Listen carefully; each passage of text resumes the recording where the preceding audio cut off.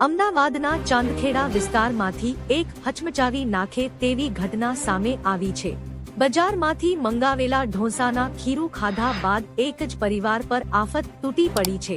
માહિતી મુજબ ખીરામાંથી બનેલા ઢોસા ખાધા બાદ બે માસૂમ બાળકીઓની તબિયત અચાનક બગડી ગઈ હતી અને સારવાર દરમિયાન બંને નિર્દોષ દીકરીઓના કરુણ મોત નીપજ્યા છે। આ ઘટનામાં માતા અને પિતા પણ ગંભીર રીતે બીમાર થયા છે અને હાલ હોસ્પિટલમાં જીવન અને મરણ વચ્ચે ઝઝૂમી રહ્યા છે। એક જ પરિવારની બે દીકરીઓના મોતથી સમગ્ર વિસ્તારમાં શોકની લાગણી વ્યાપી ગઈ છે અને પરિવારમાં આક્રંદ મચી ગયો છે। પ્રાથમિક તપાસમાં આ ઘટના ફૂડ પોઈઝનિંગને કારણે બની હોવાનું સામે આવી રહ્યું છે। જો કે સત્તાવાળાઓ દ્વારા વધુ તપાસ હાથ ધરવામાં આવી છે।